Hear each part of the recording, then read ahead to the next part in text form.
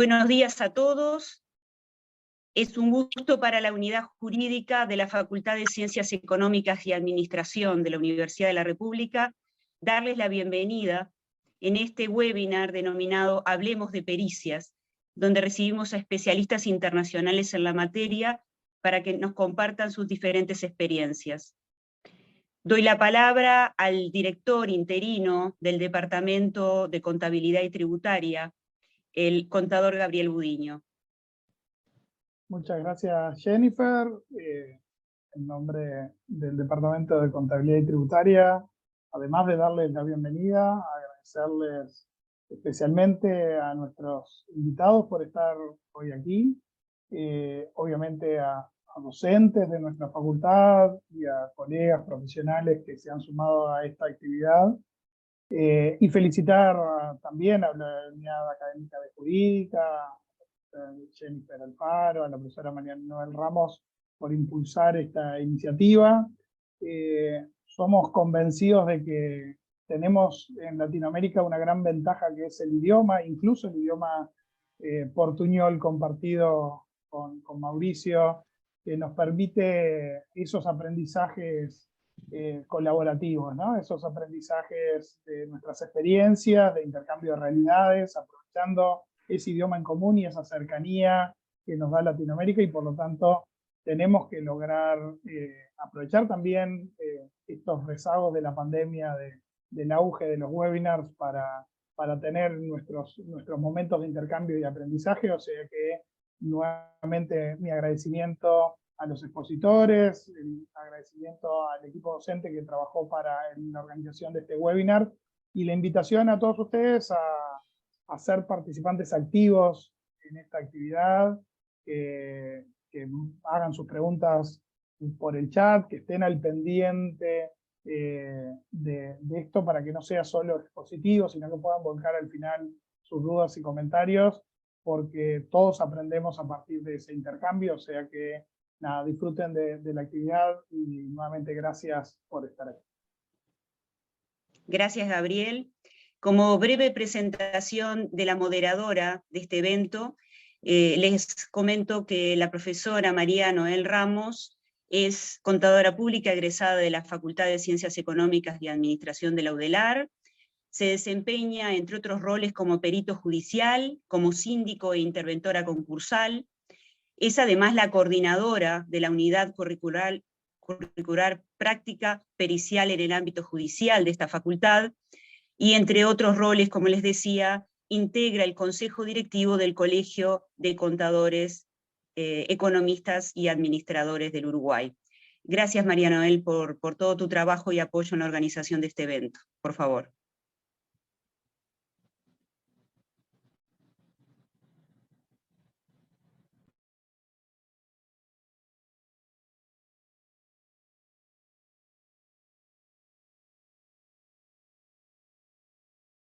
Creo que justo perdimos a María Noel. Perdimos a María Noel, es parte de lo que ocurre. Tuvimos algunas dificultades con la conexión de algunos de los expertos que nos acompañan del extranjero también. Para quienes trabajamos en tecnología, a veces creen que hacemos como magia y que todo nos funciona, y en realidad no es así. Normalmente la tecnología nos juega malas pasadas, ¿no? O sea, es cierto. Ahí ingresó de nuevo María Noel, ¿puede ser?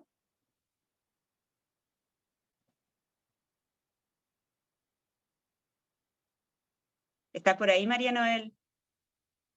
Sí, ahora sí, se me... Perfecto. Cosas que ¿Verdad? ocurren, ningún problema. Ya te he presentado con un mínimo resumen de tu vasto currículum, así que la palabra es tuya.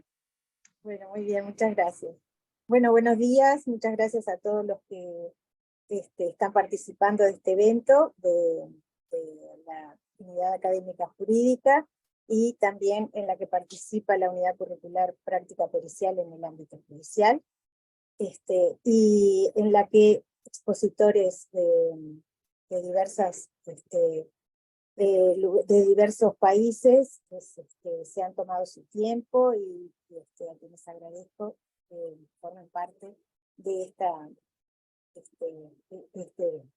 Bueno, en primer lugar vamos a tener la presencia y la exposición de Mauricio Caden Prado, que es un expositor reconocido, ejerce en Brasil, y es un perito economista y contador, perito judicial desde el 2001, se desempeña también como perito arbitral desde el 2007, y también como asistente técnico en pericias desde el 1991.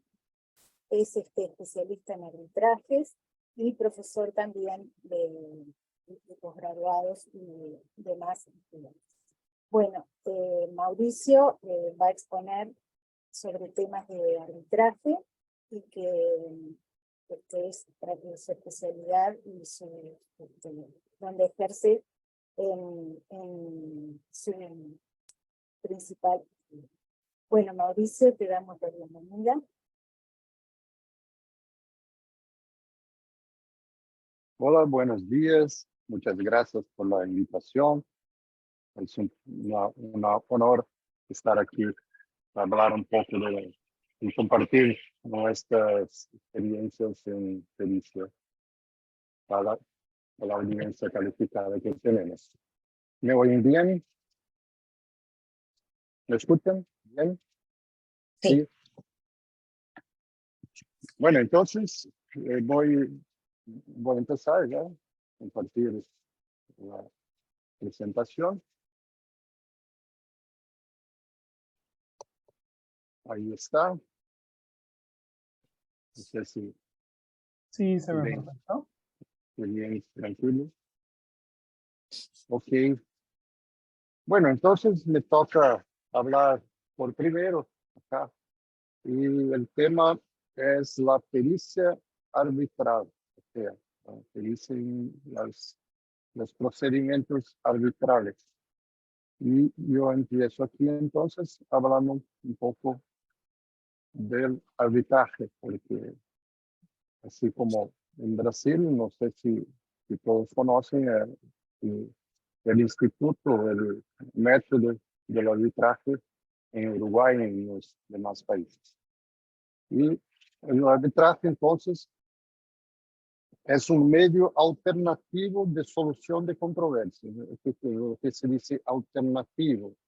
Él es una alternativa en relación al poder judicial.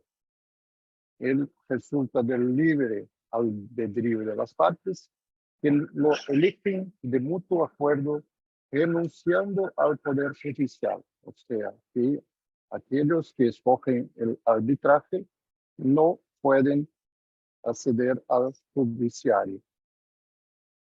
Debe involucrar derechos que pueden ser negociados en contratos. Aquí se dice derechos patrimoniales disponibles, o sea, aquellos que las partes pueden disponer. Los indisponibles no se puede someter al arbitraje. El procedimiento arbitral se lleva a cabo en el ámbito privado, o sea, es una justicia privada, no es estatal, como es el poder judicial. Y es juzgado por un árbitro designado en común acuerdo o por un tribunal arbitral que hablaremos luego a seguir.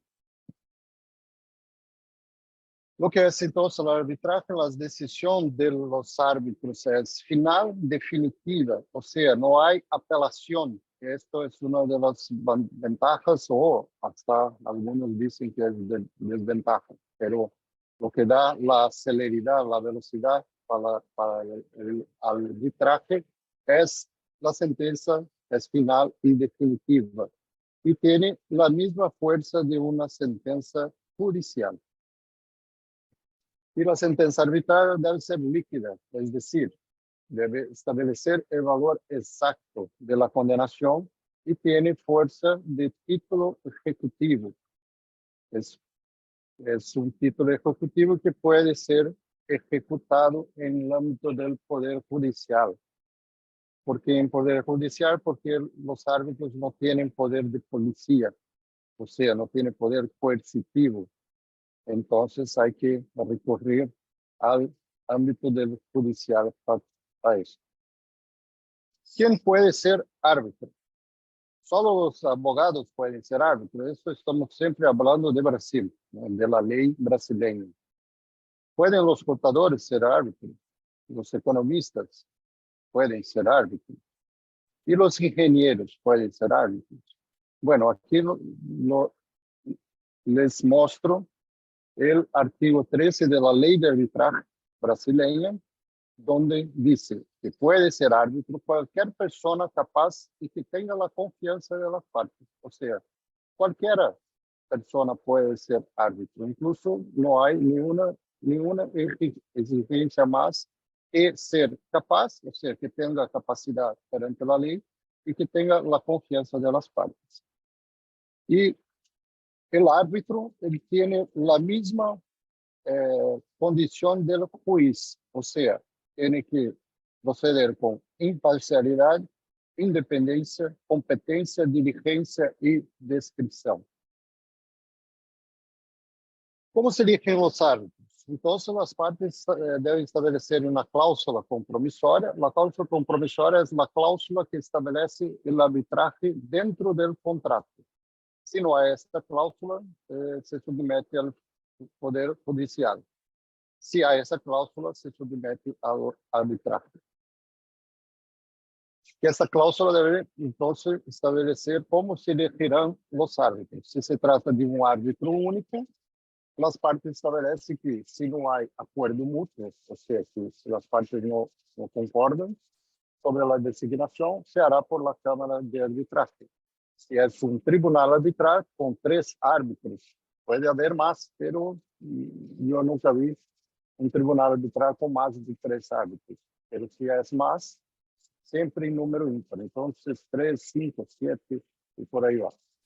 Normalmente, cada parte elige um co-árbitro e eles nombram árbitro-presidente. Então, vamos entender melhor aqui. O demandante vai escolher, ou seja, vai designar um árbitro que lhe pareça a melhor pessoa para decidir su demanda. El demandado, por su lado, designará otro coárbitro y los dos van a escoger el árbitro presidente. Y los 3 forman así el tribunal arbitral. O sea, es un colegiado. Tenemos 3 árbitros, 3 jueces que son escogidos por las partes para que decidam su caso concreto. ¿Qué son las cámaras de arbitraje? Entonces, en resumen, muy rápido aquí, porque el tiempo es muy corto también. La Cámara de Arbitraje es la institución encargada de administrar el procedimiento. Es como si fuera en Poder Judicial, aquí en Brasil se llama de vara o secretaría. Es aquí que se conduce la parte operacional del proceso. Aquí tenemos un ejemplo aquí de las principales cámaras de arbitraje de Brasil. Y ahí tenemos el Kansas CBC de São Paulo, que es de los Centros de Comercio Brasil-Canadá. Tenemos la Camarbe, que es de Minas Gerais. CBMA, que es de Rio de Janeiro.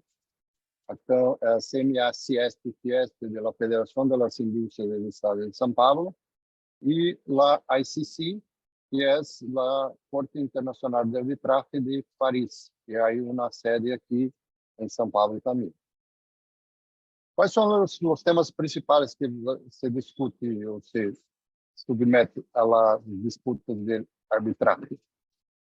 Tenemos aquí las disputas corporativas, aquí llamamos de disputas societarias. Normalmente se ponen los socios de las empresas a debater causas.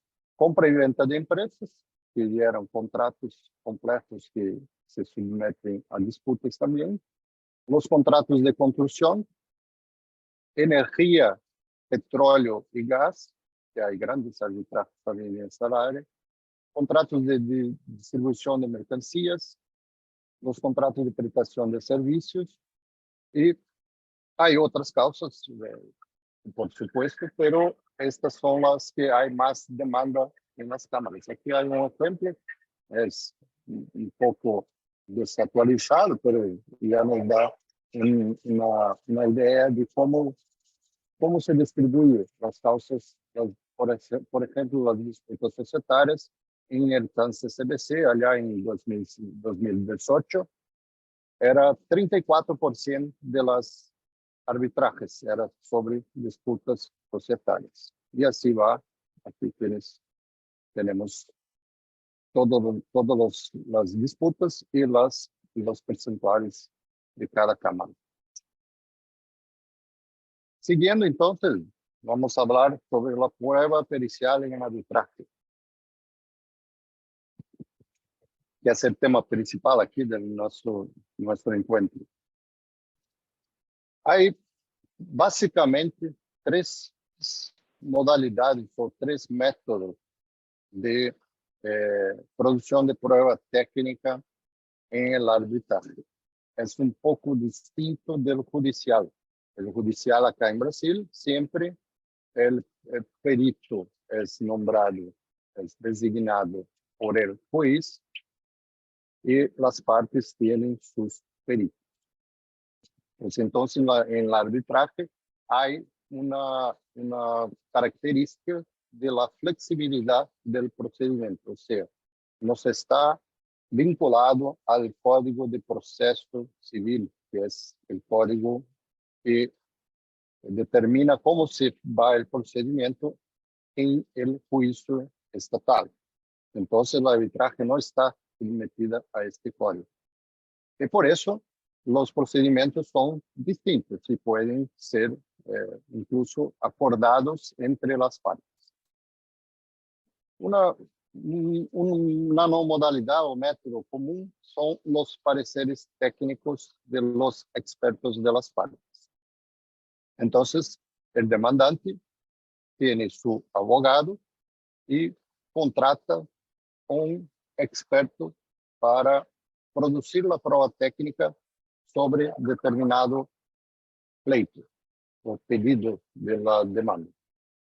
El experto produce esa prueba y la presenta juntamente con la petición inicial, que llamamos aquí, o sea, la primera manifestación en el arbitraje. De su lado, el demandado también tiene su abogado y puede contratar un experto para hacer su parecer, incluso contraponer el parecer del demandante. O sea, aquí no hay el perito, la figura del perito nomeado por el juez, o nomeado o designado, como se dice en español, designado por el tribunal arbitral. Aquí son las partes que traen los pareceres de sus peritos, de sus expertos. En este caso, hay algunas hipótesis. Después que se le presentan los pareceres técnicos, hay puntos de convergencia entre los expertos de las partes. Es una posibilidad. O sea, que si hay puntos de convergencia, no hay necesidad de discutir o debater estos temas. La convergencia resuelve la cuestión. Pero lo que es más común o más frecuente es que hay divergencias entre las posiciones técnicas de los expertos de las partes, siendo que estas divergencias pueden ser significativas. Un perito apunta una indemnización, por ejemplo, el demandante de $1 millón o de reais, y la otra parte dice que no debe nada y que si debe son 100,000, por ejemplo. Entonces, la distancia entre los valores son muy grandes. Y una tercera hipótesis, los informes no fueron suficientes para aclarar las controvertidas cuestiones técnicas.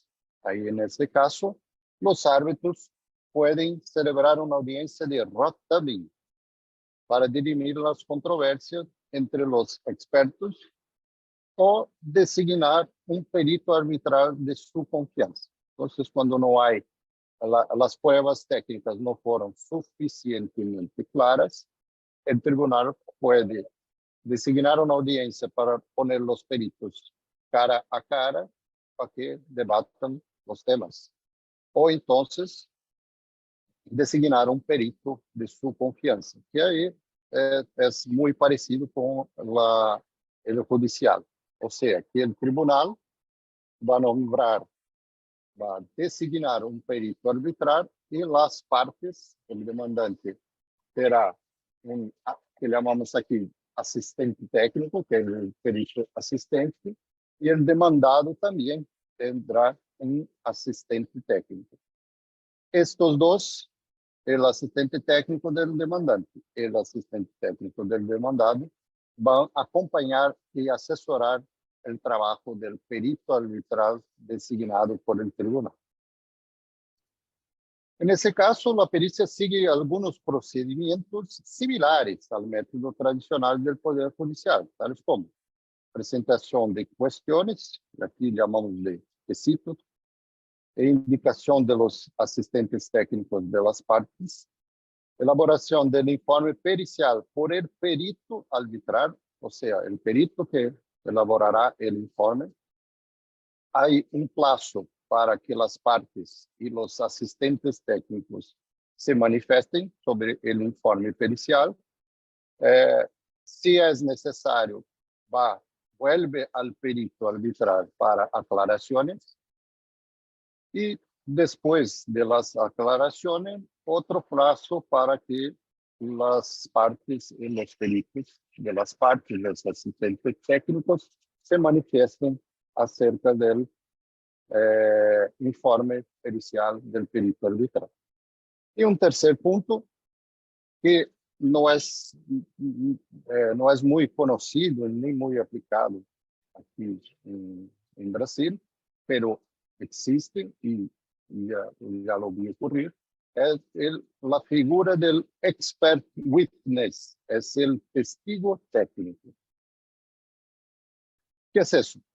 Consiste en cuestionamiento de un técnico quien dará una opinión técnica sobre un tema determinado que depende de conocimientos especializados.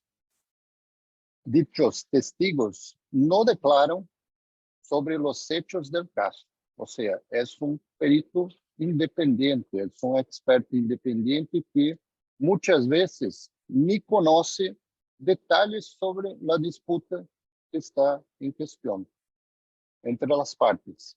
Y también no hablarán sobre hechos que presenciaron, porque son expertos en determinada materia, en determinado tema, y que están ali simplesmente para opinar técnicamente. El enfoque del testimonio se centrará únicamente en la interpretación técnica de un determinado fenómeno importante para que los árbitros puedan decidir la causa. O sea, no es un perito de la parte, es un perito independiente. De acuerdo con las reglas de la IBA es la International Bar Association, que es una entidad internacional que discute y crea normas para la arbitraje internacional. No hace parte de ningún poder estatal, es independiente también, y que cria normas y procedimientos para el arbitraje internacional. De acuerdo con las reglas de la IBA, entonces, los procedimientos para los expert witness son: el experto presenta un informe pericial por escrito con el escopo, el enlace, el alcance definido de acuerdo con los intereses de quien lo contrató. Es restricto, o sea, que habla sobre determinados temas predefinidos. Debe estar escrito de manera clara, objetiva y concluyente para garantizar que la parte contraria pueda oponerse por escrito o en una audiencia. Después, cualquiera de las partes podrá presentar informes complementarios. Los nuevos informes podrán incluso ser elaborados por otros expertos. Entonces, diante de un parecer, de un informe de un experto, puedes contratar otros expertos para contraponer aquel informe. Y deberán limitarse a contestar o aclarar dudas planteadas por otras pruebas que no hayan sido incluidas previamente en el proceso. Estos dichos expertos, que son designados por las partes, deben comparecer en una audiencia de cross-examination, o sea, un examen cruzado, que es uno de los principales medios para controlar la calidad e imparcialidad de las pruebas pronunciadas por ellos.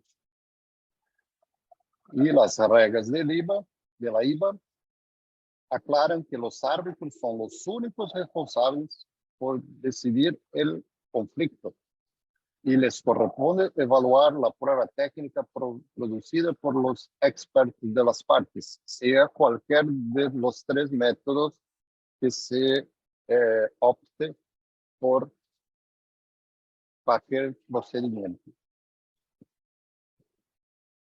Y vamos a la conclusión, que el tiempo está al final.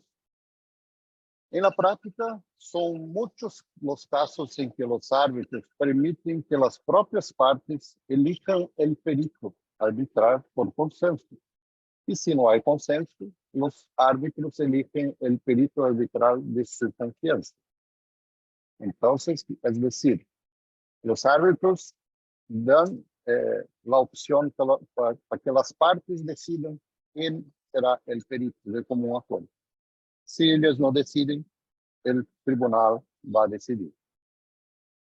Son numerosos los casos en que se requiere peritaje de diversas especialidades, o sea, contabilidad, economía, ingeniería, y dentro de la ingeniería tiene las más diversas especialidades, y los árbitros pueden designar un perito para cada área, o entonces una empresa especializada con los profesionales necesarios. Hay empresas en Brasil que son especializadas en perícias en ingeniería, tienen varios ingenieros, e incluso tienen contadores y economistas también, que pueden hacer todo el trabajo pericial. Y finalmente, esta es importante, y ahí mi tiempo se acaba, son los árbitros quienes definen cómo se desarrollará el procedimiento, siguiendo las reglas de la Cámara elegida por las partes. Y así termino. Muchas gracias por oírme y por la invitación. Y aquí están mis contactos. Yo soy de Curitiba, del sur, estado del Paraná. Y hacemos divisa aquí al oeste, en divisa con Paraguay y Argentina, pero no tenemos divisa con Uruguay, por supuesto. Ok. María, era eso de mi parte. Si quieres seguir ahí con las presentaciones, voy a compartirlo aquí. Okay.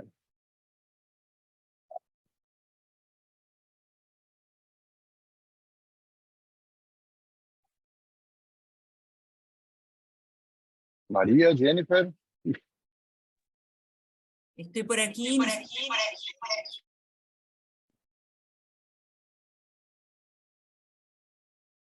No sé si María cayó.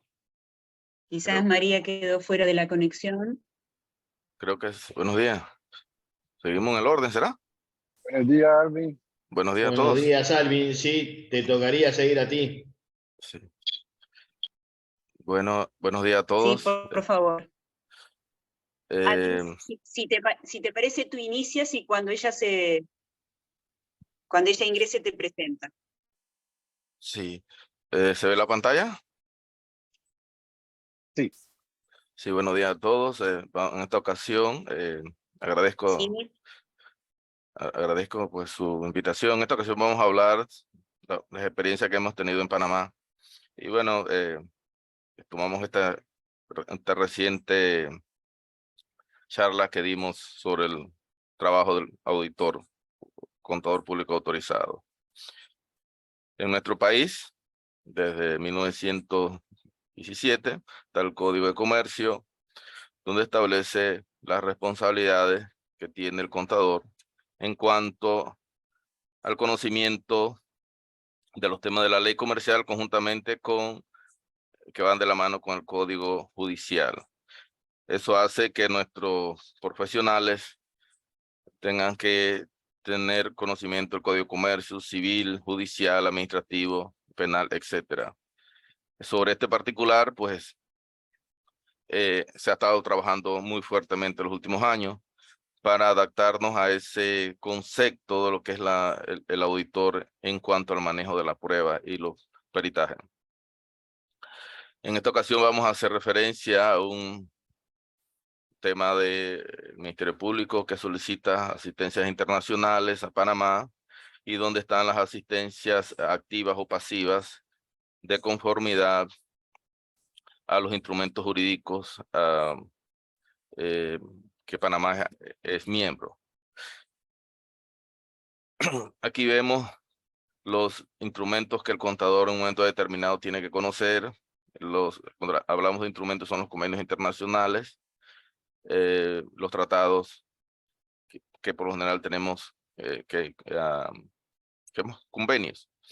Y a la izquierda o derecha de su pantalla, los países que nos solicitan. Ahora ustedes dirán, ¿qué tenemos nosotros que ver en esto? El contador, todos estos son, este es un país, tenemos un sector financiero internacional, donde convergen todo tipo de situaciones que en un momento determinado tienen que ver con los delitos contra el patrimonio y contra la economía nacional. Aquí lo ven en la pantalla, los tipos de delitos que por lo general convergen en nuestro país. Lavado de dinero es uno de los principales temas.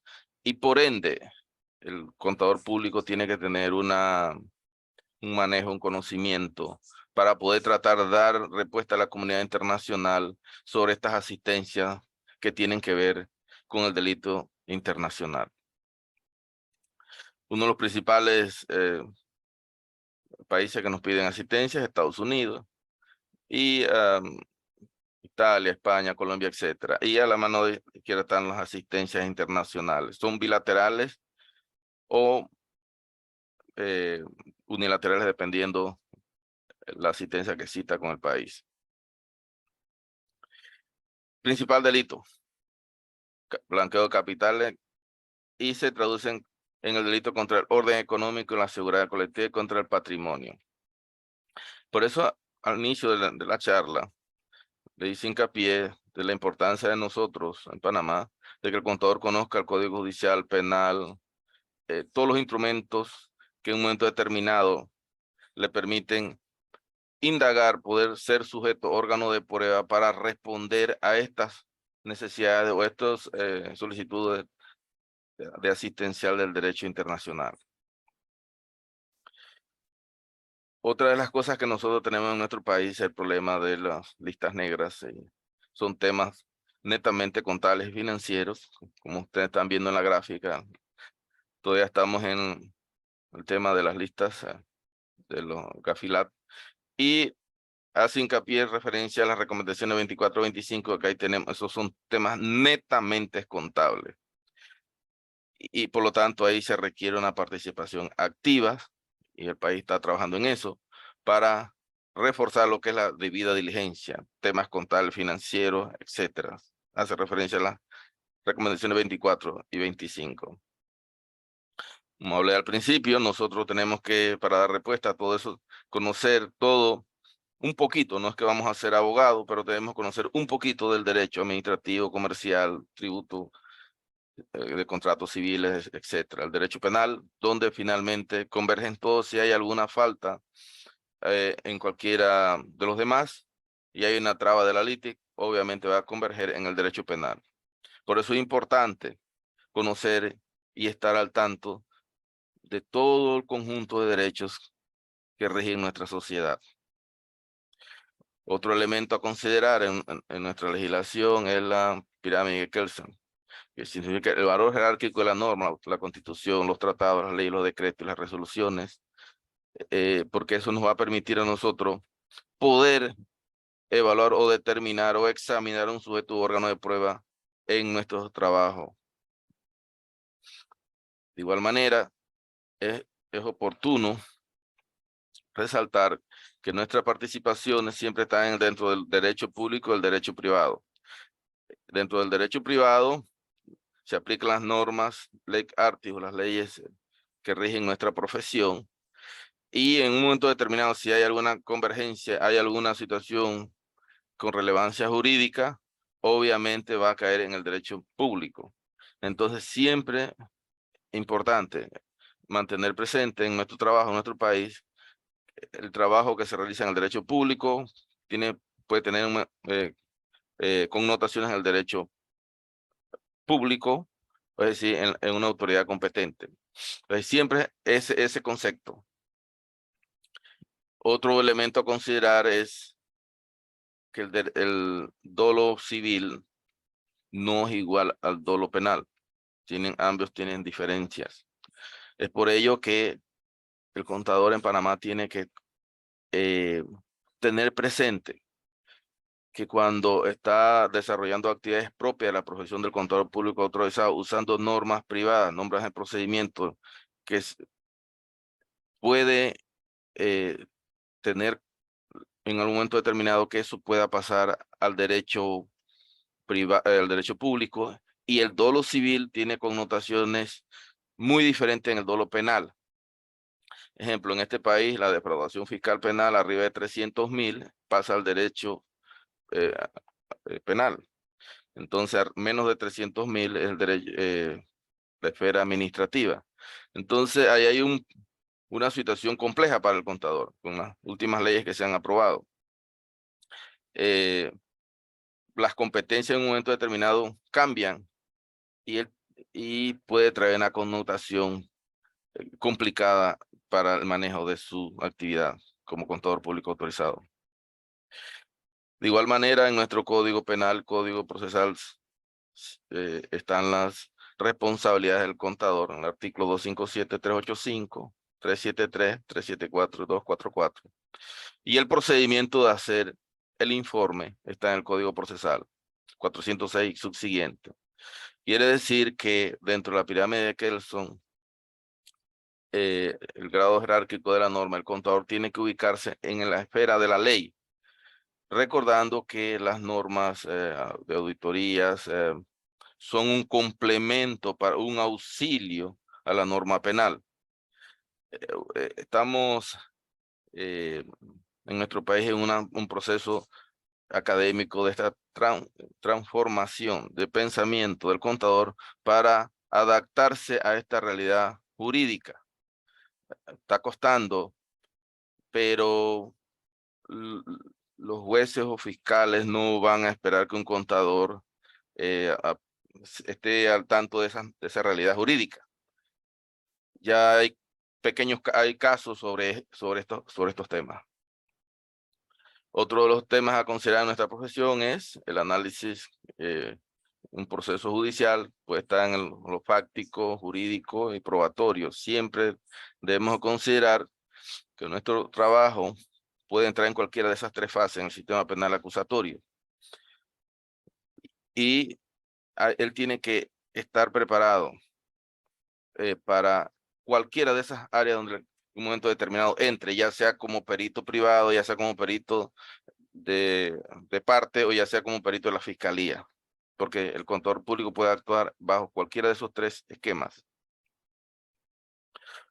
Otro de los grandes retos que nosotros tenemos en nuestro país es tener un conocimiento sobre la teoría pentatómica. ¿Qué es la teoría pentatómica? Los sujetos que componen lo que se llama la teoría del delito.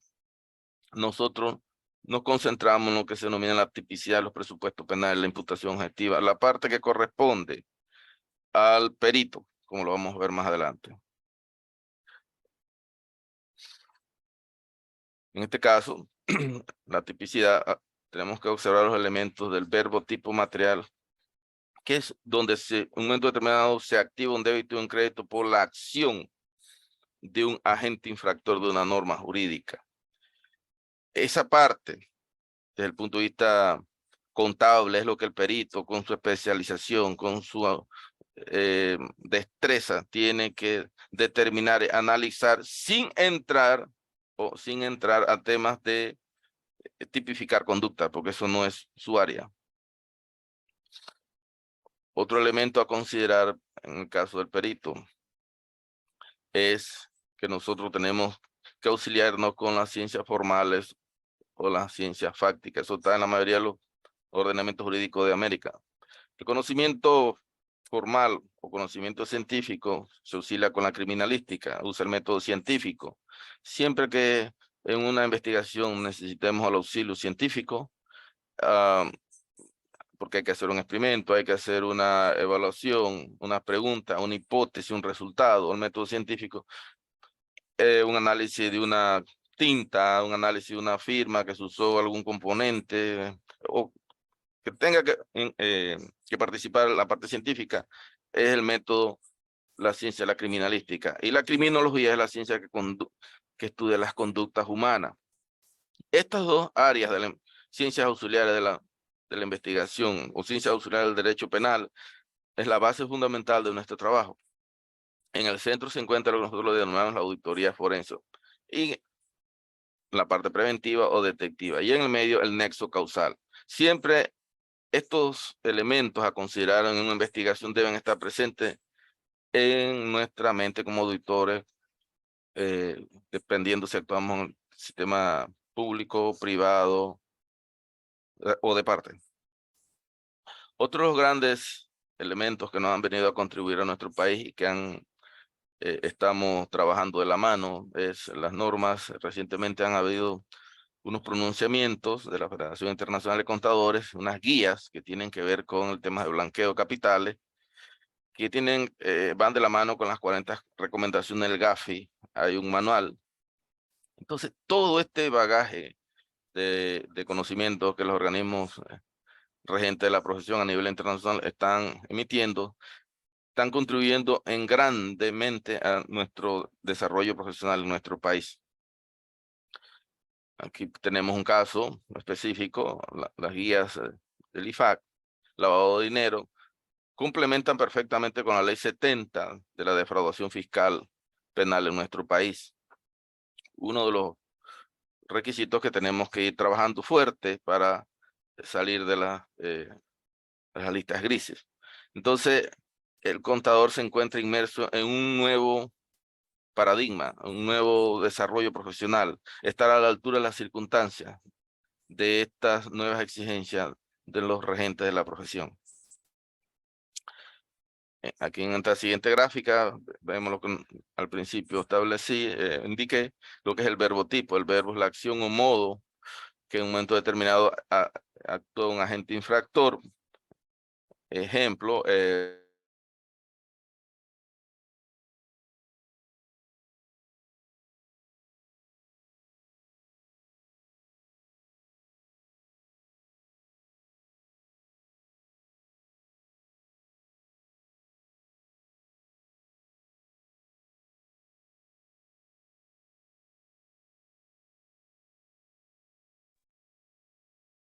¿Alvin?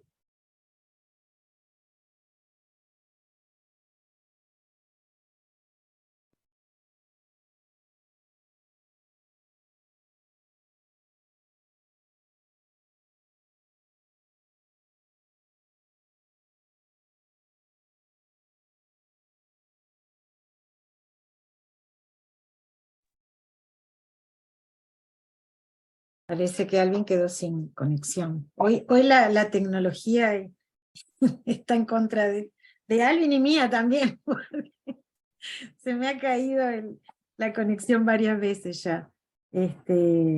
Bueno, no sé si puede reconectar.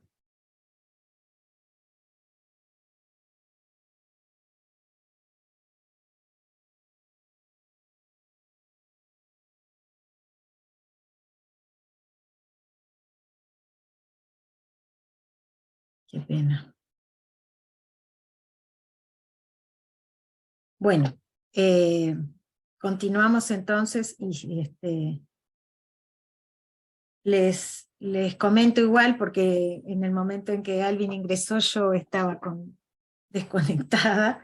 Les comento que Alvin es un prestigioso profesional y que es contador público autorizado, licenciado en Derecho y Ciencias Políticas, y cuenta con una maestría en Administración de Empresas con especialización en Finanzas. Tiene posgrado en Alta Gerencia y es diplomado en Auditoría Forense. Y actualmente se desempeña como contador público autorizado, abogado y como asesor internacional del Comité de Investigación de Auditoría Forense del Instituto de Contadores Públicos Autorizados de la República Dominicana. Perito experto, y bueno, y como ustedes han podido apreciar en lo que hemos visto de su presentación, su expertise es fundamentalmente en lo que es la auditoría forense. Bueno, continuamos con Gabriel Ferreira, también un perito, eximio perito, y que realmente, se desempeña en el área de pericias contables y de docencia. También tiene una maestría en dirección de empresas, preside la Comisión de Actuación Judicial en el ámbito del Colegio de Contadores, director contable del Departamento de la Asociación Uruguaya de Peritos, y bueno, como les decía, es docente en la materia en las facultades de Universidad Empresarial y de la empresa. Bueno, bienvenido Gabriel. Bueno, muchísimas gracias, María Noel. Quería agradecer y felicitar a la Unidad Académico-Jurídica de la Facultad de Ciencias Económicas y de Administración, también al Departamento de Contabilidad y Tributaria, y bueno, y en especial agradecerte a ti por la invitación y felicitar por esta convocatoria, por esta iniciativa. Con María Noel hace ya más de 20 años que compartimos esta pasión por la actuación en el ámbito judicial, como auxiliares de justicia, como peritos, como síndicos, como interventores, y bueno, hemos compartido en el ámbito académico, en las comisiones técnicas de colegio, incluso en trabajos profesionales juntos, ya hace mucho tiempo, y bueno, es un gusto para mí estar hoy por acá. Veo que Alvin está ahora conectado. Si él quisiera retomar su presentación, yo todavía no comencé, no tengo problema de eso, como ustedes entiendan. Sí, pido disculpas porque aparentemente se vuela con... ¿Me escuchan? Sí, te escuchamos. Te Sí, pido escuchamos. disculpas porque se fue la comunicación por acá, así que lo voy a concluir desde mi teléfono, ¿no? Eso, si tú quieres redondear por lo menos para poder concluir tu presentación, que estaba muy interesante, pero nos quedó trunca. Bueno, sí, gracias. Ya para finalizar y pidiendo disculpas, pues nosotros en Panamá pues tenemos un gran reto, una gran responsabilidad para el trabajo de la profesión, para lograr que nuestro país, primero ayudar a que salga la lista negra, es un trabajo enorme, grande, y cumplir con las expectativas de la sociedad. Es por eso la importancia en nuestro trabajo, conocer de todas las leyes un poquito. Ese es un nuevo concepto, está en las universidades, en las asociaciones, estamos trabajando duro para eso. Así que, resumiendo, pues, lastimosamente se nos fue la comunicación en nuestro país. Y resumo de esta manera, y le doy las gracias nuevamente por esa bonita oportunidad que se me da. Así que muchas gracias, excelente día. Sigo escuchando por el celular. Gracias, Alvin. Bueno, Gabriel, si quieres retomar.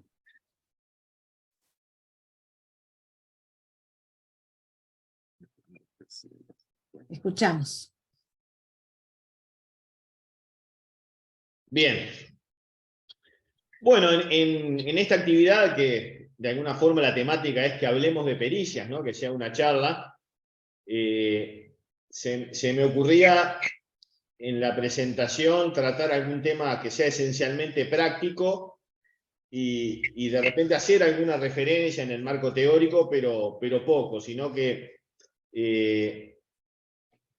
se me ocurrió recurrir a esta casuística que incluso me costó encontrar el nombre para la presentación, que le llamamos, bueno, el peritaje contable en procesos que involucran a la salud humana, y sobre todo porque también conversando con María Noel y con algún otro colega estábamos viendo que se estaban incrementando las solicitudes de pericias, o por lo menos capaz que casualmente nos tocaba esta situación, pero me da la impresión que están aumentando los reclamos en casos de accidentes de tránsito, cuando una institución médica atiende a su afiliado y quien provocó ese accidente tiene la culpa, digamos, se está dando la situación de que las instituciones médicas están reclamando los gastos incurridos en esa atención contra ese tercero que provocó el accidente. Entonces, bueno, de ahí fue un poco el punto de partida de armar esta presentación, y también asociarlo con otros casos que pueden involucrar accidentes, que el origen puede estar en accidentes de tránsito, pero sino también en situaciones de mala praxis, que están relacionados con el lucro cesante y con el daño emergente. El lucro cesante lo entendemos como la pérdida en la posibilidad de obtener algún beneficio a causa de, puede ser esa mala praxis o de ese accidente de una persona que se ve imposibilitada en desempeñar alguna actividad laboral o profesional, o desempeñarla en inferioridad de condiciones previo a esta siniestralidad o a este acontecimiento. Y el daño emergente está relacionado con los gastos, ¿verdad? Que la persona a raíz de esta situación va a tener que afrontar, que si ese hecho no hubiera pasado no tendría esos gastos. Entonces, bueno, de alguna manera lo que intento en esta presentación es comentar casos, ejemplos, y de alguna forma dar algún tips de cómo los he resuelto o hacia dónde he enfocado en esas situaciones, para que pueda ser de utilidad, porque sé que veo dentro de los participantes a muchos expertos, a mucha gente que trabaja en el ámbito pericial y concursal, y seguramente les pueda resultar de utilidad. Bien. Entonces, como introducción, que es básicamente lo que les venía comentando, de que a veces hay situaciones en donde por negligencia, desatención o temeridad, una persona le provoca daños a otra. Cuando hablamos de persona que provoca, podemos estar involucrando a una persona física o a una persona jurídica también. Por ejemplo, en el caso a veces ha pasado de taxis que provocan el accidente, y bueno, y ahí se va contra el conductor y contra la empresa, eventualmente dueña de la empresa de transporte. Entonces, bueno, le puede provocar daño a otra en la salud y en su integridad física. Cuando estos hechos se dilucidan en el ámbito judicial, es frecuente la actuación del contador público, sobre todo a efectos de cuantificar todos estos daños de lo que estamos hablando, ¿verdad? Ya sea el reembolso de gastos o el daño emergente o el lucro cesante. Y si bien capaz que uno de formación profesional se refiere al perito, es decir, aquel que es designado, aquel experto que es designado por el juez, hay actuación del contador público también como asesor de las partes, que nosotros acá técnicamente no le llamamos perito al asesor de parte, aunque sea un experto. Entonces acá tanto el actor como el demandado, es frecuente que también recurran a expertos y a contadores para tener sus propias liquidaciones. Entonces, bueno, acá poníamos de que dentro de las actuaciones más frecuentes en Uruguay estaban relacionadas con el reintegro de los gastos mutuales, la estimación del lucro cesante o la determinación del daño emergente. Voy a hacer aún una breve referencia a un artículo del Código General del Proceso y ya me voy a volcar de lleno al tema del reintegro de los gastos mutuales. Pero bueno, el fundamento del contador como perito en este caso dice, bueno, cuando el artículo 177 del Código General del Proceso, que corresponde la prueba pericial, cuando para verificar hechos que interesan al proceso, se necesitan conocimientos artísticos, científicos o técnicos especiales. Bueno, en estos casos que vamos a ver, van a ser requeridos los conocimientos del contador público y en un área bastante específica y que en nuestro país también está bastante regulada, lo cual en algún caso nos facilita, sobre todo en el caso de los gastos, hacer el control, porque, por ejemplo, hace ya algunos años que las instituciones médicas tienen la obligación de que sus estados financieros estén auditados por empresas de reconocida solvencia en materia de auditoría. Entonces, de alguna manera uno que va a tener después que trabajar con esa información, podríamos decir que esa información es contable, más allá de todos los controles adicionales que en Uruguay se le aplican a las instituciones actuales, ya sea tanto a través del Ministerio de Salud Pública como del Ministerio de Economía y Finanzas. Entonces uno como base de información para trabajar en general, contamos con información contable y con mucha información, o sea, como que hay muchísima información de calidad que se le envía al Ministerio de Salud Pública sobre todo, pero también al Ministerio de Economía y Finanzas, y podemos trabajar con comodidad con esa información.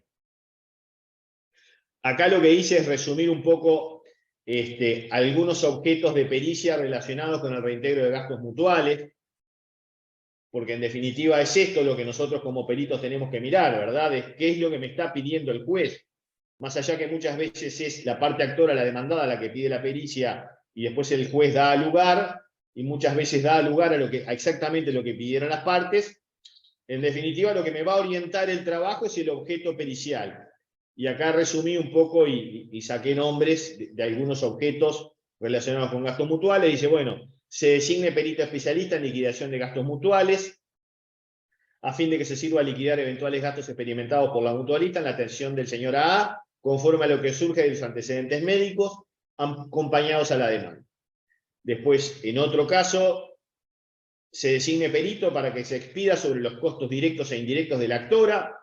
Acá la actora es la institución médica, debidamente justificados con la documentación en relación con la atención médica de la señora BB y como consecuencia del accidente de tránsito de esa fecha. Bueno, esos son objetos de pericia típicos que se dan solicitudes al contador para el caso del reintegro de gastos mutuales.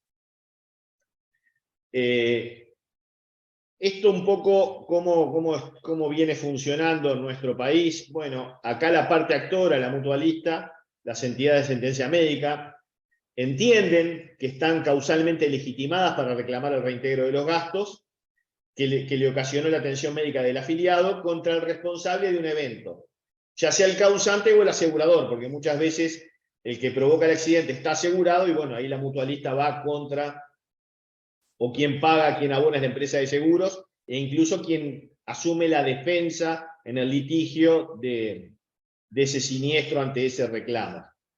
Esa es la posición de las mutualistas.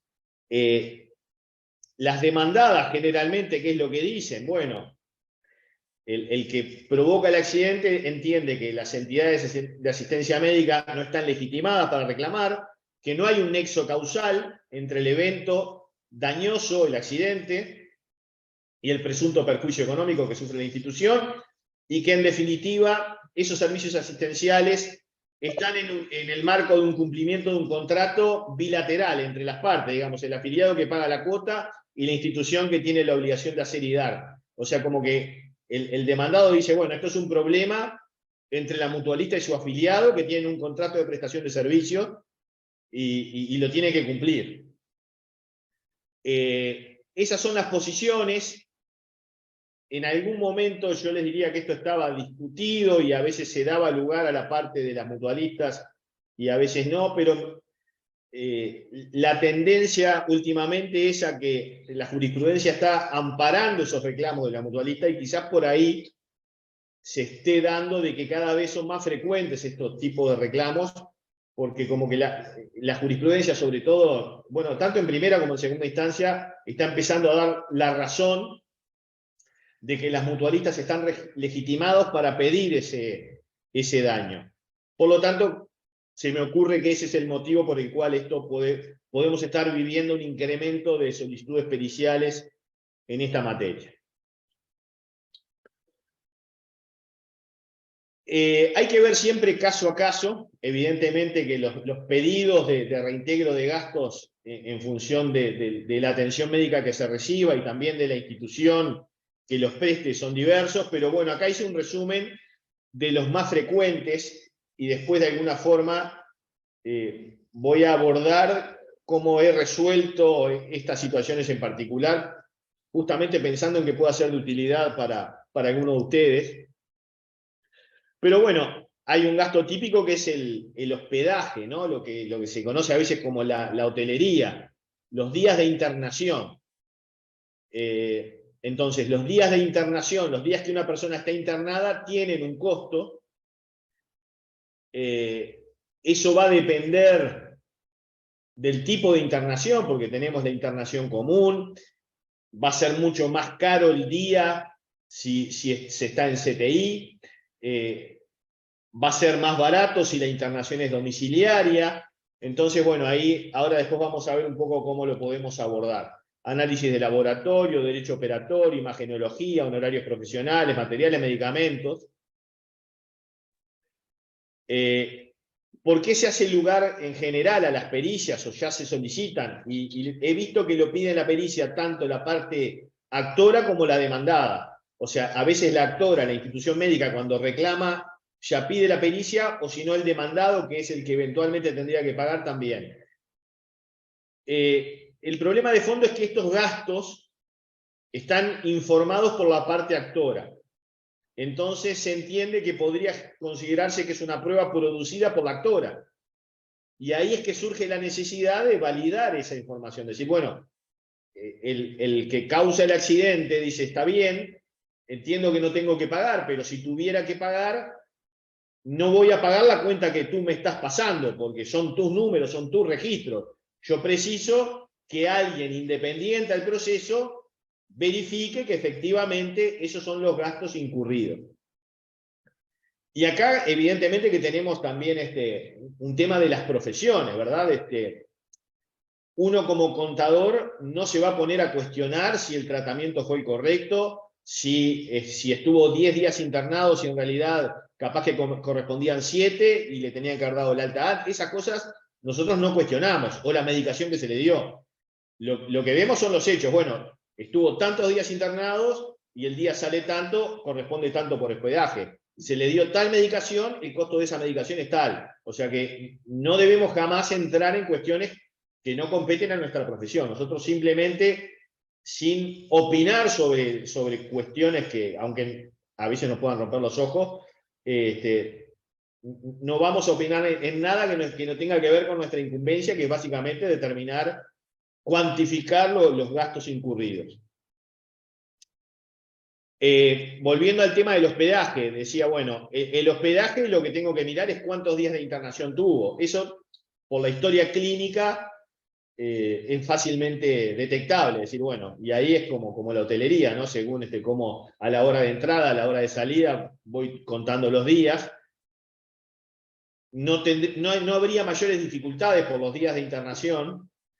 La dificultad quizás es cuál es ese valor diario para computar y sacar el costo final, ¿verdad? Porque en definitiva va a ser días por valor diario, me va a dar el gasto en hospedaje. Y acá, bueno, uno se va ayudando, apoyando en diferente información. Las instituciones médicas tienen lo que se conoce como el ECAS, que es la estructura de costo de atención a los socios. Entonces, bueno, en función de esa estructura de costos, yo puedo de alguna forma sacar el costo por internación, según el tipo de internación, y analizando los días cama ocupados efectivamente según tipo de internación, puedo sacar un valor diario de un día de internación. También hay información que las instituciones médicas le proporcionen al MEF sobre el valor de una cama semi-privada, por ejemplo. Y también es frecuente, y esto no solo va a ser de utilidad para este caso, sino para otros costos, es que se pida prueba por oficio. Es decir, que se le pida a otras instituciones médicas que digan cuánto cuesta un día cama. Y eso de alguna manera me sirve como referencia para ver la razonabilidad de lo que se está reclamando y tener un ámbito en donde, si yo no estoy muy convencido de cómo llega la institución médica a solicitar ese día cama, manejarme con información o con prueba que esté en el expediente de lo que cobran, cuál es el valor de mercado de otras instituciones. Eso en algún caso me puede resultar de utilidad o como parámetro de referencia. Y otro parámetro de referencia que puede ser de utilidad para el valor del día cama es hay un decreto del año 2002 y en este artículo 8 hay aranceles que cobra el Ministerio de Salud Pública por prestaciones, por consultas, por internación, y bueno, y ahí tiene una referencia para lo que es el costo de un día cama en la salud pública, que son 6,7 unidades reajustables, una internación común. Entonces, todos estos son elementos que me van a servir para determinar, para orientar si el valor reclamado es el correcto. Evidentemente que esta estructura de costos, si lo puedo determinar, me parece lo mejor, pero todos los otros elementos pueden ser también de utilidad. En análisis de laboratorio está bastante parametrizado. En general se mide en lo que se conoce como unidades AULAC. Entonces, en general, los estudios de laboratorio están determinados en unidades AULAC. Yo tendría que ir a ver el tipo de estudio, cuántas unidades corresponde, y ver la cotización de la unidad para ese mes. Esto va cambiando todos los meses. Ahí puedo tener un parámetro, independientemente de analizar los costos de la empresa, pero también está parametrizado. Y como siempre, las pruebas por oficio que se soliciten a otras mutualistas o a laboratorios también me sirven como marco de referencia. Después está el costo por la utilización del bloc quirúrgico cuando la persona tiene que ser intervenida. Esto en accidentes de tránsito es frecuente, sobre todo en fracturas de puño, de rodilla, bueno, en temas óseos es sumamente frecuente. Y acá, bueno, ahí sí, en general, cada institución tiene sus cálculos internos de lo que es la utilización del bloc, y según el tipo de internación. Entonces ahí puedo ver la información interna de la empresa, y también, como siempre, la prueba por oficios de lo que se cobra en el mercado me resulta de utilidad. En cuanto a la imagenología, es decir, a lo que es los rayos X, las tomografías, resulta de utilidad cotejar con el arancel que tiene la Asociación Uruguaya de Médicos Radiólogos. Ahí la unidad de medida que se maneja es VR, unidad de valor relativo de radiología. Esa unidad cambia semestralmente, los primeros de julio y los primeros de enero, y bueno, también puedo, según el estudio, está parametrizado en VR y analizar y cuantificar eso. El gasto en personal médico, que muchas veces es considerable, ya sea las consultas que se realicen, como también el equipo médico que participa en la intervención quirúrgica. Ahí generalmente tenemos dos situaciones: que el personal médico sea independiente, que facture, digamos, que perciba efectivamente honorarios profesionales, o que sea personal dependiente de la institución médica. Entonces ahí, bueno, tendré que ver si es independiente, las facturas de esos profesionales, cotejar un poco con los aranceles también que haya para la profesión, y si son asalariados, bueno, ver las liquidaciones de salarios. En general, en los recibos están bien detallados y se acompaña un detalle cuando hay intervenciones, en qué intervenciones participaron, y eso está bastante parametrizado también. Y seguramente lo que después tengo que agregarle para el costo a esa partida salarial, mirando la liquidación, son las incidencias por aguinaldo, licencia vacacional, las leyes sociales, porque eso lo tengo que determinar aparte, no me va a surgir puro del recibo. Y después en la utilización de materiales y medicamentos, o sea, acá estamos hablando de los medicamentos y materiales, gasas, jeringas, ropa descartable, las facturas de compra normalmente resultan también de utilidad para ver los costos efectivamente incurridos y bueno, y estar atento porque puedo a veces tener un volumen de compra en una factura y después algún descuento al final del mes por la gran cantidad. Entonces, bueno, para llegar al costo final tengo que tener en cuenta esos elementos. Bueno, con esta parte entonces era una breve descripción de cómo llegar al reintegro de gastos mutuales. Y ahora voy a pasar a los siguientes temas, que sería lucro cesante y daño emergente. Y en este caso utilicé, tanto para el lucro cesante como para el lucro cesante y para el daño emergente, un par de casos que me tocó en la práctica, uno como asesor de parte y en otro sí como perito.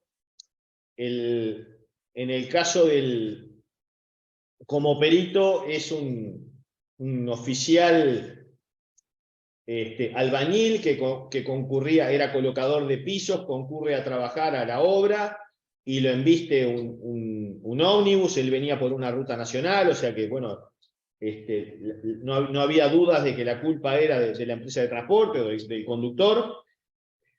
Y esa persona sufre lesiones por ese accidente que le impiden, después hay una pericia médica, en donde en la pericia médica se determina que tiene un menoscabo en su capacidad laboral, que ya no va a poder ejercer porque tenía problemas para agacharse, ya no va a poder hacer la función de colocador de pisos, y que, digamos, dentro del rubro en el que él desempeñaba, que era la construcción, la única función que podía desempeñar era la de sereno. Entonces, ahí lo que el juez condenó a la empresa es a pagar, entre otras cosas, ¿no? Además de los gastos médicos, del reintegro del ciclomotor que resultó dañado, es a pagarle un lucro cesante, y ahí se estimó como la diferencia entre lo que hubiera percibido como oficial albañil versus lo que puede percibir como sereno por toda su vida útil laboral, pero que sea en forma de capital. O sea que había que determinar un capital por el cual la persona percibiera esa diferencia salarial durante toda su vida laboral. Eso fue un poco el objeto de la pericia en ese caso. El otro que está relacionado con el lucro cesante es un caso de mala praxis, en donde una señora embarazada fue mal atendida, por lo menos así después se entendió judicialmente, al momento del parto y previo al parto se demoró, se le dio un tratamiento inadecuado, y bueno, y eso provocó perjuicios a la beba luego cuando nació. Entonces, en este caso decía que a los efectos de contemplar el menoscabo en la capacidad laboral de esta niña, la jueza condenó a la demandada, en este caso era Salud Pública, a que le pague un salario mínimo mensual entre los 18 años, que sería cuando se entiende que podría empezar a trabajar, y los 30, se dice hasta los 30 porque el pronóstico de vida de la niña es malo. Entonces, bueno, de alguna manera como lucro cesante, un salario mínimo mensual, para que cobrara entre los 18 y los 30, también servidos en forma de capital. Esos son los ejemplos que tengo para lucro cesante. De daño emergente los voy a pasar a continuación porque en la práctica la resolución es muy similar para el cálculo contable, digamos, el llegar al número de lucro cesante y daño emergente, la técnica yo diría que es la misma, aunque los conceptos sean diferentes. Y acá de daño emergente, estos dos casos están relacionados con esta niña, que la sede condenó a ACE, a que le cubriera el arrendamiento de una vivienda apta para la forma de vida que tienen que llevar los actores. Los actores eran los padres, y en representación de la niña. Entonces, en ese caso, bueno, se estimó que tenían que cubrir 12 unidades reajustables mensuales, también hasta los 30 años en función del pronóstico de vida. Y otro de los rubros que se reclamaban de gastos como daño emergente, que tenían que servirse en forma de capital, es que, bueno, esta niña tenía que recibir buena parte de su tratamiento en el centro Teletón, pero lo que ocurre es que el centro Teletón cubría solamente hasta la edad de los 18 años. Entonces, al finalizar esa asistencia a los 18 años, y se iba a necesitar contar con una atención de un equipo multidisciplinario, fonoaudiólogo, psicólogo, aparatos, etc. Entonces, se le condenó a el pago de un salario mínimo entre los 18 años y los 30, ¿verdad? O sea, el punto de partida es los 18 porque ya no podía utilizar los servicios del centro Teletón, y los 30 por su esperanza de vida. Bueno, de alguna manera estos fueron los casos que elegí de lucro cesante y daño emergente. Obviamente que son situaciones dramáticas, ¿no? La que cuando uno empieza a tomar, a participar en esto y a leer el expediente, es difícil no conmoverse, pero también es un trabajo profesional que tenemos que realizar. En estas situaciones, como todo proceso judicial, son largos. Entonces, cuando en general me toca participar como perito,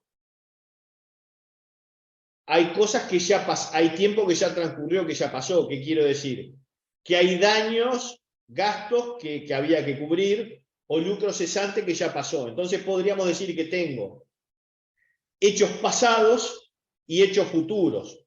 Por ejemplo, en el caso del accidente de tránsito del oficial albañil, tengo jornales caídos que ya pasó desde el momento que voy a hacer el cálculo, y tengo jornales que tengo que indemnizar a futuro.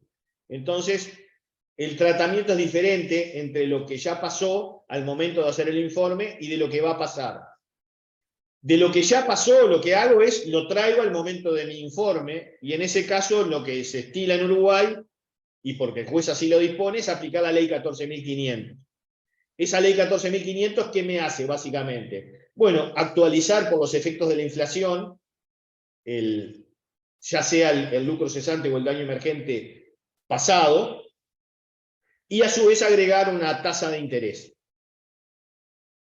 Eso vale tanto para el lucro cesante como el daño emergente. Y para el futuro, lo que generalmente el juez dispone es que se indemnice en forma de capital, o sea, un capital que luego satisfaga esas mensualidades que hay que pagar por los gastos, o por esas diferencias de salario, o por el salario mínimo. Entonces, normalmente ahí vamos al concepto del valor actual neto. Acá hay una fórmula típica del valor actual neto, ¿verdad? En donde, bueno, tenemos, se toma el flujo de cada periodo, le descuento la inversión inicial, y después acá, en el denominador, lo ajusto por la tasa de interés también en función de los periodos. Pero esta fórmula yo la puedo simplificar bastante. ¿Por qué? Porque en general esto es constante, además de que esto en general es cero. Entonces la fórmula se me simplifica muchísimo para determinar el capital, porque cuando el flujo es constante, que sería este R, como dije, en general la inversión no la tengo, o sea que acá va a ser cero, es simplemente tomar en cuenta la tasa de interés y por el periodo que va a cubrir, ¿no? En el caso de la niña hasta los 30 años, o en el caso del el albañil hasta la edad jubilatoria. Tengo que ver acá, obviamente que tengo que poner acá los periodos, y la tasa tienen que coincidir, ¿no? Si estoy trabajando con periodos anuales, la tasa anual, y si no, la tengo que llevar a la mensual. Esta capaz que es la parte más discutible, porque en general el R, el flujo de caja constante, me dice el juez, bueno, la diferencia entre jornales, un salario mínimo, o en el caso de tantos boletos para locomoción, en el caso de daño emergente. Entonces la dificultad, y lo que a veces nos queda a nosotros los peritos, es determinar cuál es la tasa de interés en Uruguay tenemos información de mercado relevante, entonces, bueno, uno puede tomar las tasas que informa el Banco República o tomar la información que da el Banco Central con relación a las tasas de interés, bueno, pero es la parte que me pueden discutir, decir, bueno, ¿por qué tomaste esta tasa y no esta otra? Pero tampoco habría demasiadas diferencias. Perdón, Gabriel, que te interrumpa, Diga. pero justamente esa es una de las preguntas que estaban haciendo en el chat. ¿Qué tasa de interés era la que utilizaba? Bien, justo me concentré y no estaba prestando atención al chat. Pero bueno, sí, en eso en general, lo que yo tomo son las tasas si estoy trabajando con periodos mensuales, las tasas que informa el Banco República por colocaciones a plazo fijo a 30 días. Yo en general utilizo eso.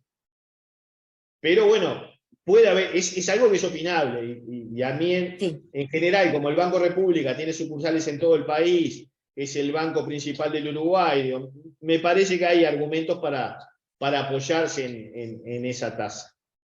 ¿Y del Banco Central que habías comentado? Porque ahí tenés un montón de opciones. Ahí tenés un montón, en el Banco Central también. Por eso creo que hay que analizar en función del caso lo que a uno... No me animo a dar una solución única para este caso. Me parece que eso habrá que analizarlo según la situación particular. En general yo me he volcado por las tasas del Banco República, pero como les digo, es algo totalmente opinable. Es opinable y capaz que ahí tenemos el talón de Aquiles, en donde cuando llegue el momento en la audiencia de defender el dictamen, alguien me pueda opinar de que esta tasa debería ser otra. Pero creo que igual el fundamento, la tasa del BROU tampoco falla, en general no es cuestionado. Bueno, les agradezco mucho, espero haber terminado en tiempo, que se haya entendido, y estoy a la orden para preguntas o para aportes, y si no le damos paso al colega, lo que tú dispongas, María Noel. Bueno, muchísimas gracias, Gabriel. Continuamos con el colega que sigue en su exposición, y las preguntas, si no estaban en el chat, las hacemos después que terminamos todo. Si están de acuerdo. Bueno, ahora tenemos a Nelson Gallardo. Nelson, ¿estás por ahí? Buenos días a todos, muchas gracias. Buen día, Nelson. Bueno, Nelson, le voy a presentar a Nelson, que es tiene una formación en arquitectura.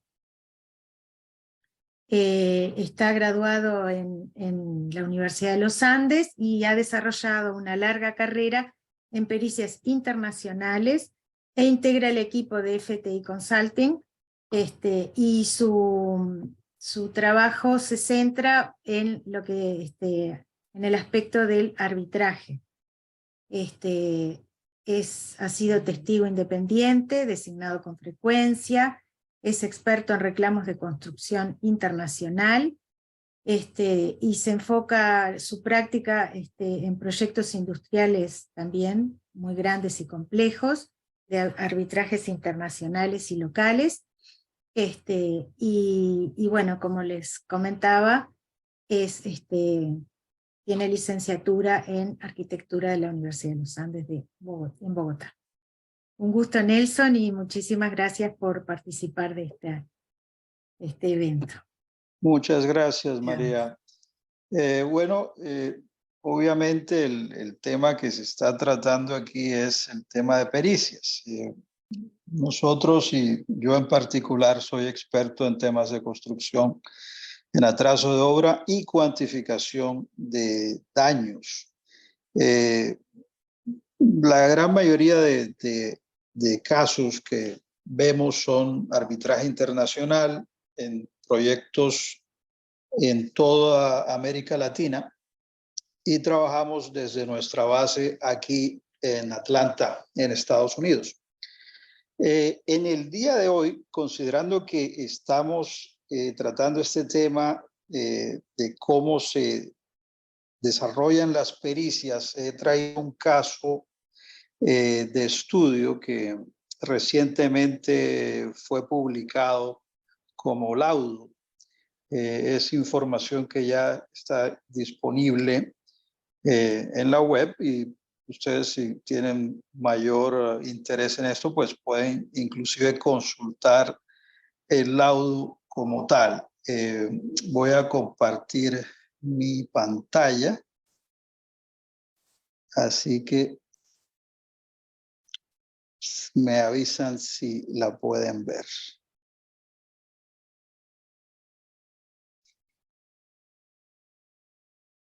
Se ve perfecto, Nelson. Perfecto. Bueno. A ver. Bueno. El caso en cuestión es un arbitraje internacional en el cual trabajamos con mi equipo de Atlanta y de Bogotá durante un par de años. Es el arbitraje entre Rutas de Lima contra la Municipalidad Metropolitana de Lima.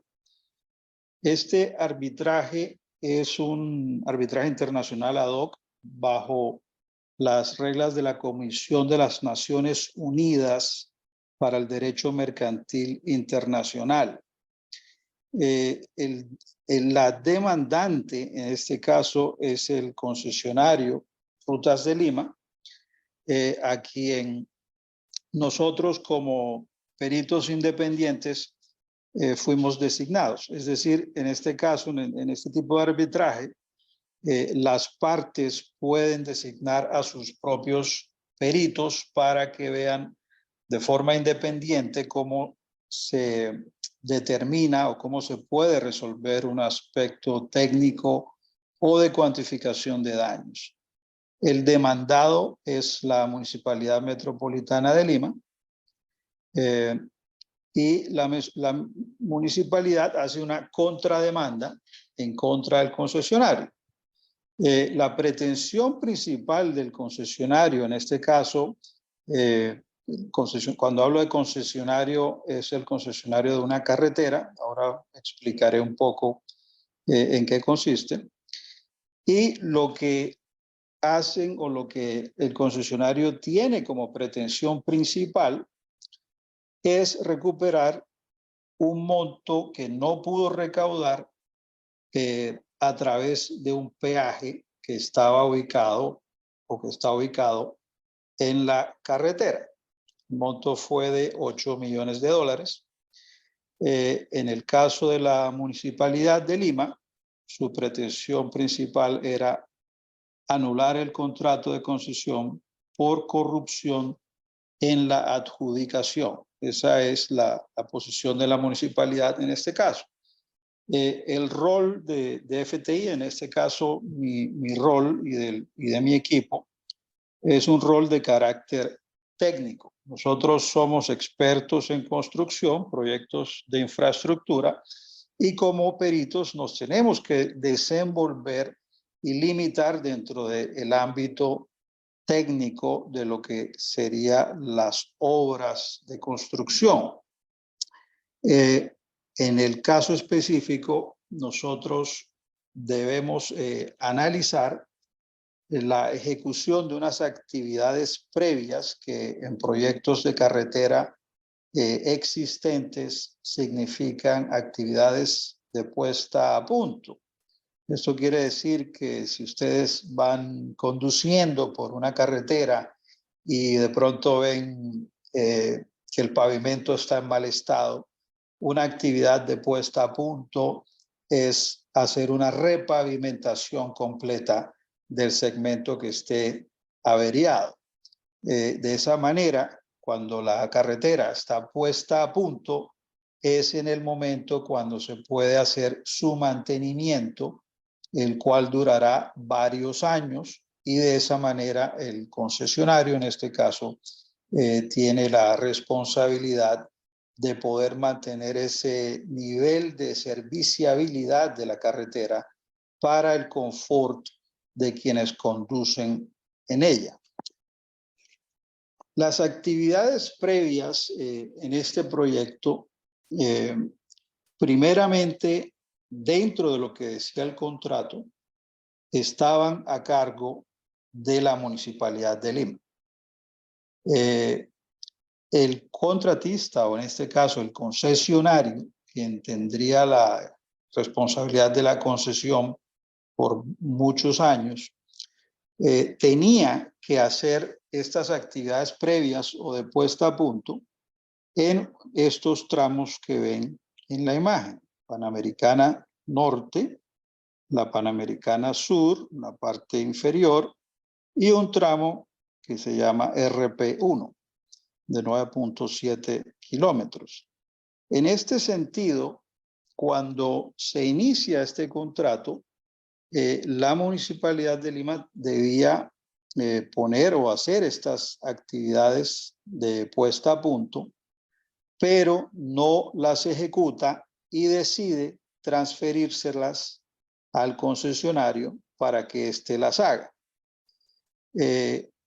Las actividades previas se transfieren en dos momentos y se pagaban mediante un incremento inicial en la tarifa del peaje. Es decir, si el peaje, en este caso, a manera de ejemplo, costaba $1,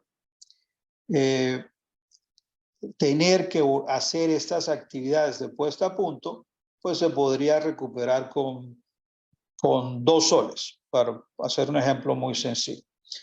El contrato decía que hasta que no se cumpliera la ejecución de estas actividades previas en fechas establecidas en el contrato y en porcentajes de avance establecidos en el contrato, el concesionario no tendría la posibilidad de incrementar ese peaje para recuperar su inversión. Eso es, en términos muy generales, el tema de controversia. Como parte de nuestro análisis pericial, debimos hacer un estudio forense del desempeño que logró obtener el concesionario durante la ejecución de la obra. Esta es una línea de tiempo de cómo se concibe el proyecto.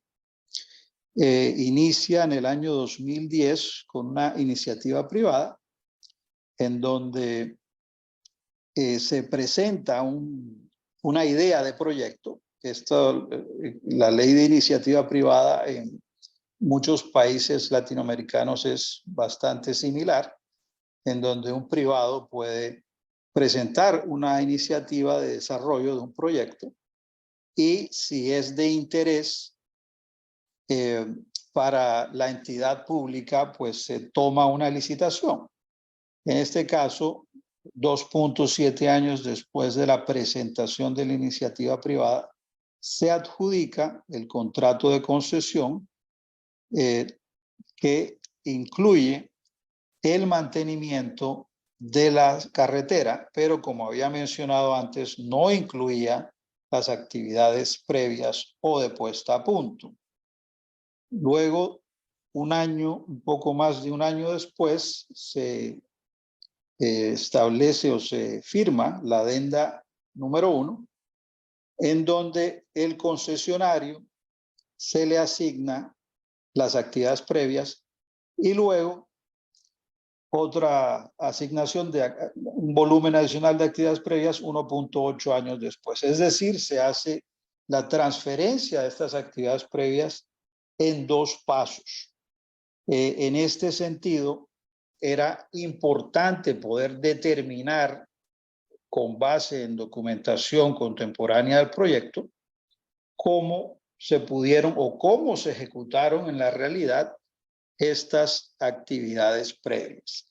El concepto de este contrato de concesión es un concepto de suma alzada. La concesión, en este caso, es un proyecto a 30 años y los fondos que se invierten o que invierte el concesionario los tendrá que recuperar necesariamente a través de la recolección en los peajes. En este caso, debido a que es un contrato suma alzada, la ingeniería de detalle de las actividades previas le competen al concesionario. El concesionario tiene la libertad de realizar estos trabajos por fases, es decir, debido a que es una longitud significativa de esta carretera, pues los trabajos deberán tener una ejecución a nivel de secuencia. No es posible hacer todos los trabajos en todos los kilómetros de puesta a punto en un mismo momento. Se requiere de una secuencia constructiva. Otro punto importante, y cuando inicié la conversación, mencioné que el rol de nosotros como expertos técnicos precisamente se mantiene dentro de ese concepto. Muchas veces sucede, y de pronto en este caso fue parte de lo que ocurrió cuando se hace el contraste entre pericias de ambas partes.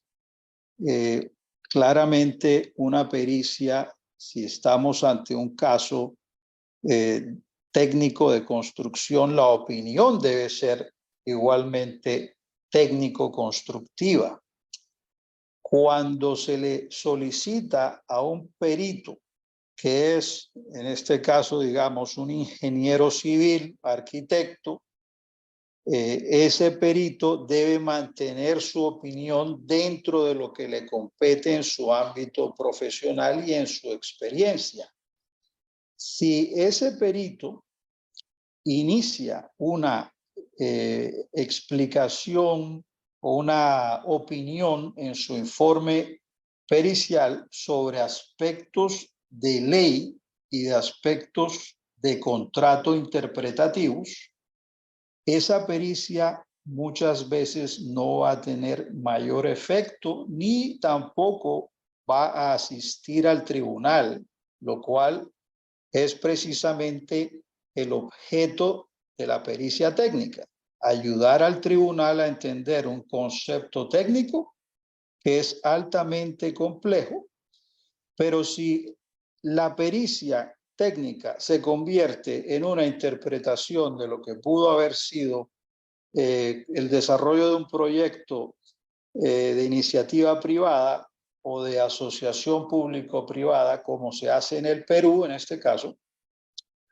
pues no es algo que le competa al perito. Esos temas interpretativos serán de decisión del tribunal. Por esa razón hay que hacer un paralelo, y a manera de comentario y basado en mi experiencia, es fundamental que las solicitudes de pericias en temas de construcción se mantengan en ese ámbito específico de la experiencia y educación profesional de cada perito. Volviendo al tema de la carretera Panamericana Norte, Sur y segmento RP1, para hacer el levantamiento forense de qué fue lo que se realizó en el proyecto, pues se recurren a documentos contemporáneos de obra, fotografías, informes de avance, inclusive fotografía satelital en proyectos de carreteras es muy útil. Y lo que se busca en esto es precisamente tener un retrato de qué había sucedido en el proyecto y qué se estaba ejecutando en momentos dados del lapso del proyecto. Necesariamente, la base de todos estos elementos de opinión pericial debe ser lo que se encuentre en los documentos de proyecto, que naturalmente o normalmente son conocidos por ambas partes. Hay elementos que pueden ayudar a establecer ciertos porcentajes de avance, digamos en pavimentos, en pintura de puentes, en reconstrucción de barandas, en carreteras, etcétera. Todos estos elementos en su conjunto van a permitir establecer cuál fue el avance real que se debía ejecutar para que en efecto el concesionario tuviera la posibilidad o contractualmente el derecho de poder aumentar el peaje debido a que había ejecutado estas actividades de puesta a punto. Las actividades de puesta a punto son actividades que son variadas, incluyen repavimentaciones completas, reparaciones de partes de la subrasante de la carretera si está demasiado averiada, reparaciones en puentes a nivel estructural inclusive, cambios de barandas metálicas, cambio de bloques de concreto para protección de los autos, pintura y en algunos casos inclusive la construcción de puentes nuevos, si el puente existente no puede ser recuperado. Ese es el concepto de actividades previas. Cuando se hace el análisis, levantamiento forense que realizamos, nuestro objetivo era primero entender en qué fechas se alcanzaba el 70% y el 100% de las actividades previas. El objetivo de esto es precisamente que el contrato de concesión o la adenda 1, en este caso por las actividades previas, establecía que al 31 de diciembre del 2015 se debía completar por lo menos el 70% de las actividades previas. Eso se hizo y se constató con base en la documentación y la aplicación de una metodología técnica reconocida en la industria de la construcción, y logramos establecer que en efecto se había completado ese 70%. En este caso fue un 73.7% en la fecha, y una segunda fecha que debía completarse el 100%, sin embargo, solo se completó un 98.67%. Entonces, ¿qué sucedió? ¿Por qué no se llegó al 100%? Eso fue parte del estudio que realizamos y encontramos que el 1.33% de las actividades previas no pudo ejecutarse por interferencias sobre la vía por causas no atribuibles al concesionario. Básicamente era una interferencia por elementos existentes que debían haber sido removidos por la municipalidad de Lima. En ese caso, pues claramente uno vislumbra que las actividades se ejecutaron y adicionalmente se ejecutaron bajo un estándar de calidad. No es simplemente como ustedes puedan ver en una carretera cuando se hace un trabajo adicional, uno se pregunta, bueno, estas actividades sí cumplen con el estándar y las especificaciones requeridas. Eso también fue parte del análisis. Con base en documentación contemporánea, logramos obtener a través de documentos, cientos de documentos, donde se verifica que la carretera no tenía defectos, o por lo menos los segmentos que se inspeccionaban de forma contemporánea no contaban con defectos posterior al término de la puesta a punto de trabajos específicos. Para cada elemento de la carretera, llámese puentes, llámese pavimento, barandas, protecciones, se hacían unos documentos o unas actas donde se verificaba si la calidad cumplía o no con lo que requería el contrato. En este caso, nosotros verificamos los trabajos de actividades previas que sí cumplieron con estos factores de serviciabilidad. 9 kilómetros de pavimento se hizo verificación de defectos, 11% de la Panamericana Norte y Panamericana Sur, 63 kilómetros de rugosidad de pavimento. Esto es, rugosidad significa cuando hay vibración al conducir, cómo está la calidad de ese pavimento, y eso obviamente para mejorar el confort en el momento de tránsito. Se verificaron 25 puentes peatonales, señalización vertical y señalización horizontal. En estos casos no se encontraron defectos. Y además los documentos contemporáneos así lo establecían por ambas partes.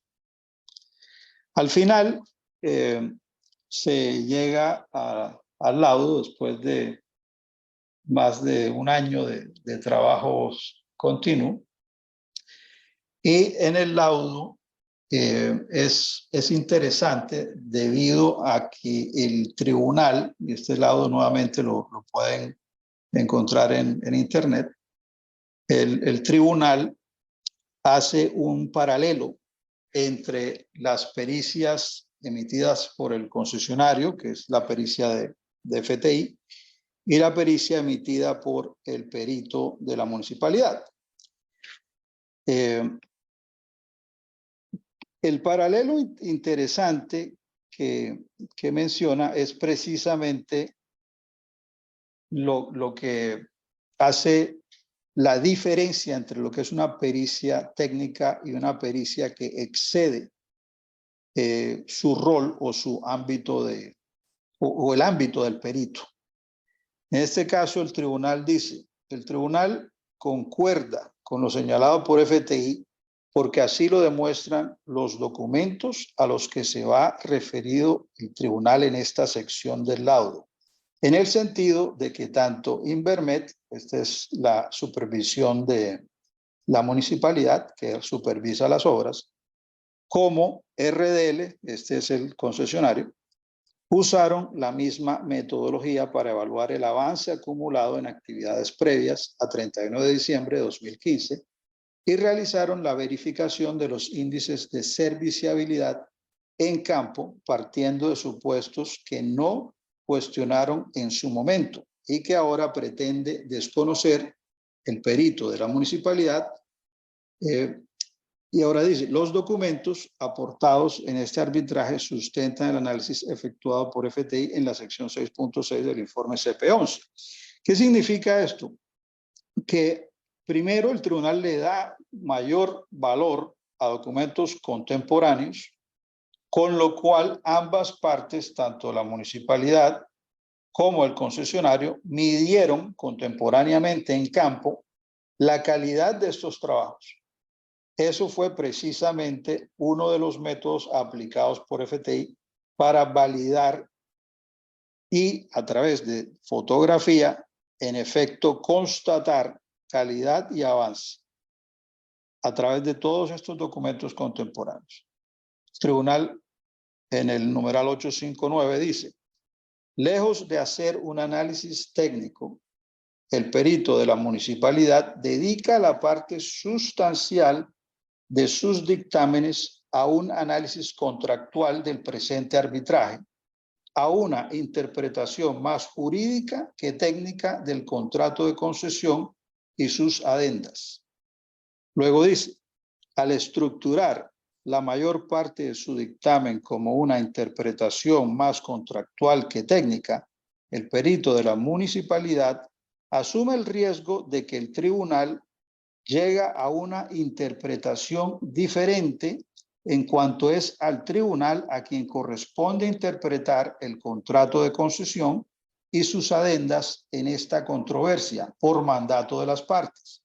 Las premisas de las que parte el perito de la municipalidad resulten equivocadas y sus conclusiones sean igualmente equivocadas. Es un punto bastante claro que condensa cómo puede pensar un tribunal. A veces los laudos no llevan este nivel de detalle de explicación, pero este es un muy buen ejemplo de lo que puede pensar un tribunal internacional cuando claramente hay una interpretación del contrato realizada por un ingeniero civil, lo cual, por lo menos en mi experiencia, no tiene mayor sentido. Finalmente, el tribunal dice, en síntesis, el tribunal no encuentra probado el incumplimiento alegado por la demandante, es decir, por la demandada, perdón, es decir, la Municipalidad de Lima, ni con los documentos aportados, ni con los dictámenes del perito de la municipalidad. Por el contrario, el minucioso análisis técnico de FTI sobre todos los aspectos de la ejecución de las actividades previas sugiere que no ha existido incumplimiento alguno que pueda dar lugar al rechazo de la pretensión de la demandante, fundado en el incumplimiento de la obligación de los índices de serviciabilidad del 70% al 31 de diciembre de 2015. Claramente, este es el punto, por lo menos que entendemos, más importante, consideró el tribunal en su decisión. Por esa razón, una pericia técnica debe buscar los aspectos claros que puedan estar soportados y sustentados en documentación. Y adicionalmente, dentro de la experiencia técnica del propio perito, puede alcanzar y hacer cálculos técnicos que en este caso, en efecto, constate el avance real obtenido en la ejecución del trabajo, que era uno de los problemas en controversia de este arbitraje. El laudo se dio en diciembre de 2022. Se ordenó a la Municipalidad de Lima el pago al concesionario Rutas de $7 millones por el peaje no recaudado, peaje más intereses, más costas. Se declararon infundadas y rechazadas las 15 pretensiones de la municipalidad, incluyendo la de nulidad del contrato de concesión. Ahora, recientemente, esto se puede ver en noticias de periódicos en Perú, la municipalidad demandó de nuevo ante corte judicial, esta vez en los Estados Unidos, en marzo de 2023, para posponer el segundo laudo, en este caso el laudo de este arbitraje. Están tratando de anularlo, ya este es un tema que excede nuestro rol como peritos, pero es el último desenlace donde a través de una acción legal aquí en Estados Unidos pues están buscando anular o posponer el laudo. Lo pueden ver leyendo algún periódico en Perú y pueden entender qué es lo que está sucediendo. Pero en términos generales, esto a nivel de pericias, les he dado una línea de tiempo de cómo se ha desarrollado esta pericia, cómo fue el tema del arbitraje, inclusive pasando por la etapa de audiencias que se hacen en Washington y posterior el laudo, que es lo que finalmente nos da la oportunidad de entender qué fue lo que mayor valor puede tener a nivel técnico en el momento en que un tribunal decide tomar una decisión durante un arbitraje internacional. Ya con esto termino y muchas gracias. Si alguien tiene alguna pregunta.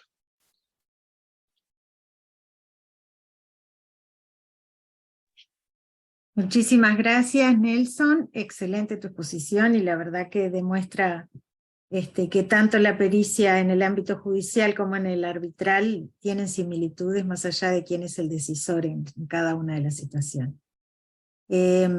Bueno, creo que ya las preguntas han sido formuladas a través del chat, y no habiendo más preguntas y dada la hora en la que nos encontramos, bueno, agradecemos a todos los expositores y a todos los participantes que han formado parte de este evento, que realmente ha sido muy enriquecedor. Muchísimas gracias. Gracias. Buen día. A todos. Muchas gracias a todos. Muy interesante y muy linda la iniciativa. Gracias. Buenas Muchas semanas a gracias. todos.